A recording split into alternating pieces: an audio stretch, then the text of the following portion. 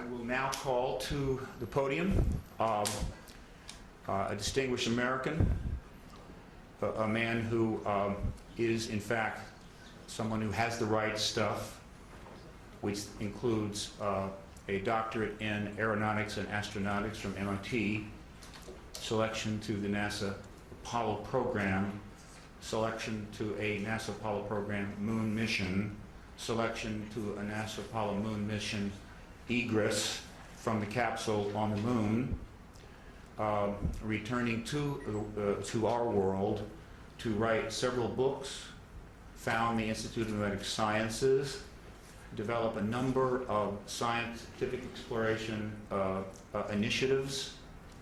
A man who's received far more awards than I could possibly list here, but which do include the Presidential Medal of Freedom nomination for the Nobel Peace Prize and a number of honorary doctorates.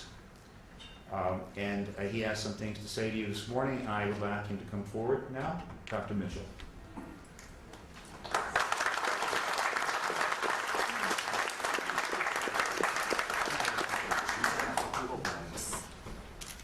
Thank you very much for being here. My story with regard to the disclosure process is very simple. I grew up in Roswell, New Mexico, the site of the first UFO crash, the alleged UFO crash.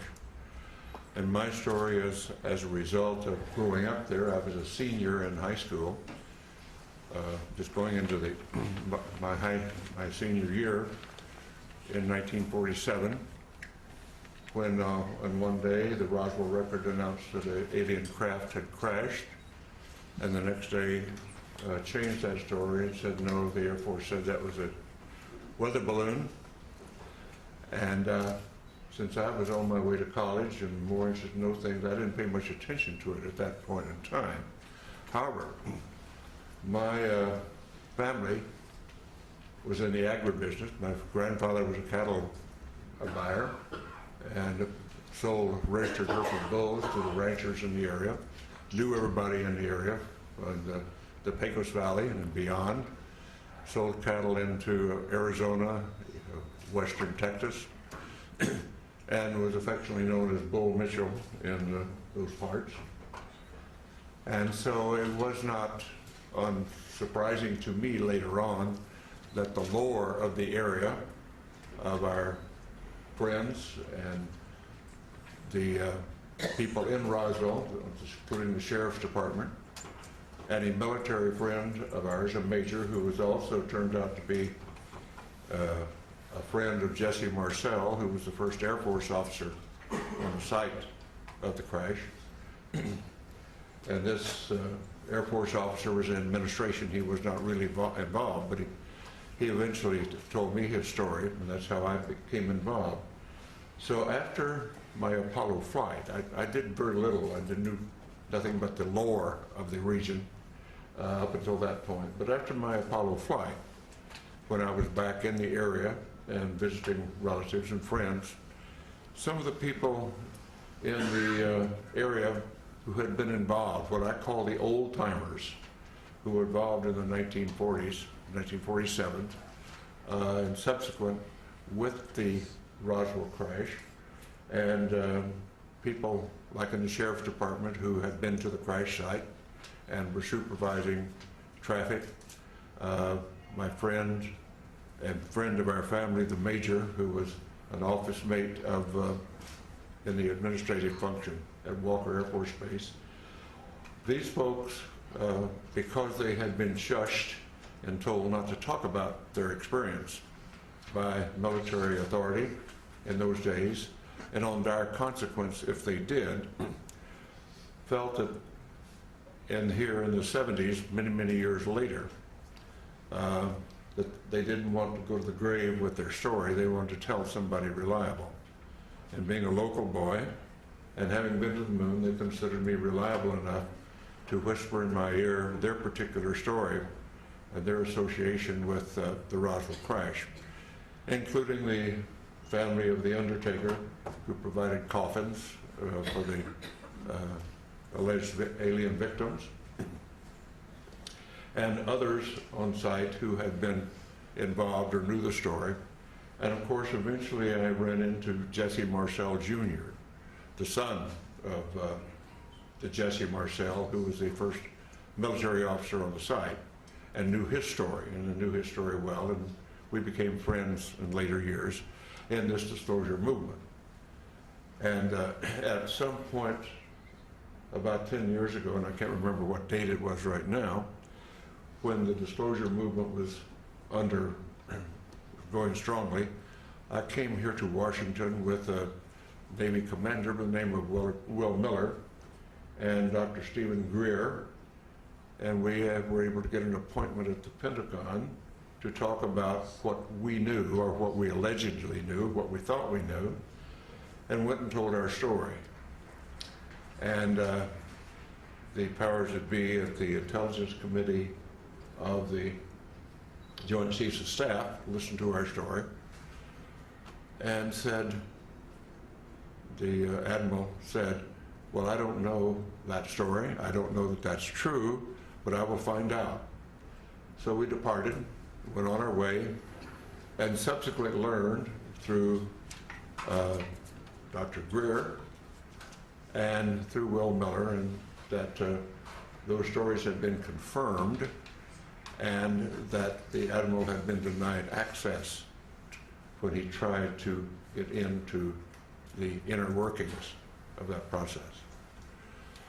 And we had confirmation of that, although that Admiral now denies the fact that this is the fact. So my story is essentially that. I do have no first-hand experience with the ET effort, except the fact that I know all of these research people that you'll hear from today, and some who are not here today, who have spent a long amount of their lives and time doing research into the alien visitation, UFO crashes, and so forth. And I urge that those who are doubtful read the books, read the lore, and start to understand what has really been going on, because there is no doubt we are being visited. And as a person who is a part of the first generation of being a spacefarer of our civilization and having gone to the moon, and realizing that I do, and many of us do now, that have seen the Hubble pictures from space, the universe that we live in is much more wondrous, exciting, complex, and far-reaching than we were ever able to know up to this point in time. And the fact we have wondered, were we alone in the universe forever? Only in our period do we really have evidence, no, we're not alone. We are just one planet with intelligent life on it, and probably it is time, now that we are spacefarers on our planet, that we get active, because we're really universal beings. And in the long stretch of things, if we think about it in the longest possible range, we realize, and I realize this from my studies in astronomy and astrophysics, our sun will burn out in due course, and we have to be off this planet if our species is to survive. So anybody, any species, any planet that is on around a mainstream star like ours is, only has a finite amount of time on that star before it burns out. And so our destiny, in my opinion, and we might as well get started with it, is become a part of the planetary community of nations, of planets, just like when we were much newer on this planet, and we found tribes over in the next valley or across the next mountains, and we started forming communities then and reaching out beyond ourselves. At this point in human history on this planet, we're now starting, and ready should be, to reach out beyond our planet and beyond our solar system to find out what is really going on out there. And the 20th and 21st century that we now live in, the beginning of the Industrial Revolution really didn't take off until the 19th century. And I tell the story to some of my younger audiences, particularly in schools, that my great-grandparents went across from South Georgia to West Texas in a covered wagon at the end of the Civil War in the 1870s. My family, my father's generation, was involved with going off the planet in aircraft. And less than 100 years later, I went to the moon.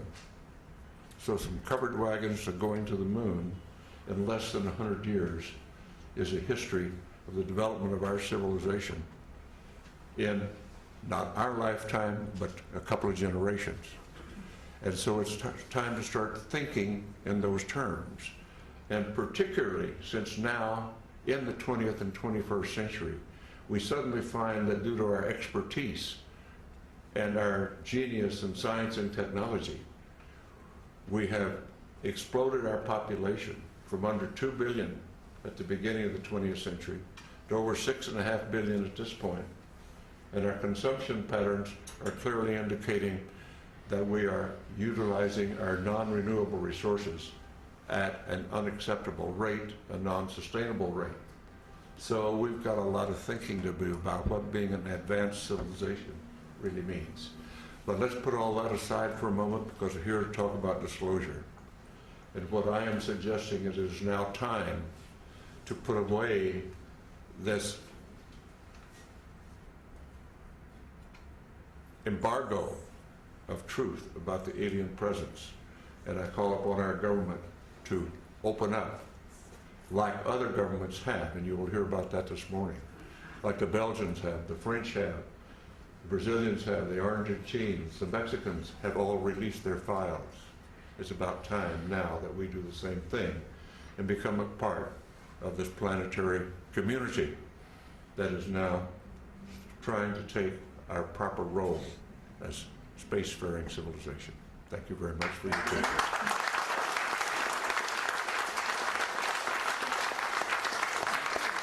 All right, now, would any of the media like to ask either of these gentlemen a question at this point? Any of the reporters? Yeah. Alan? Can you tell us, Dr. Mitchell, exactly what the locals of Roswell told you, if you could remember specifics? On the mic. Yeah. The essence was that the Roswell event was an alien craft, that it was not of this planet. That's the essence. What they really told me was their particular, each one had some particular part of it, like a sheriff's deputy was controlling traffic but heard from what the other people what was going on.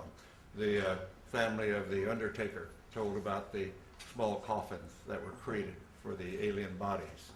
And my Air Force family friend said yes, he had heard the same thing from Major Brazel. Each one of them just told what their portion of the activity was all about. So putting it all together, the sum total was, yes, it was an alien spacecraft. Thank you. Another question? Just had another question about Sure. fellow astronauts talking to you about seeing space, UFOs in space. No, I have talked to all of the astronauts up through the Apollo program. And the only ones that have had UFO experience were in their Air Force careers, where were vectored to chase a UFO, never quite made it, couldn't quite get them in their sights or whatever. And that was Deke Slayton, and Gordon Cooper had his experience that's been well recited about seeing one land at Edwards Air Force Base, seeing the pictures of it. Suddenly the pictures disappeared into the vaults of Washington and never returned. But the military people that had UFO experience were in their Air Force careers before the astronaut program. And of course, being a military and Navy pilot myself, the stories among airline pilots and other pilots is they're just all over the places. And we're all told, shut up about it. I never chased one myself, but all my friends that did, where it was all the same thing, don't talk about it.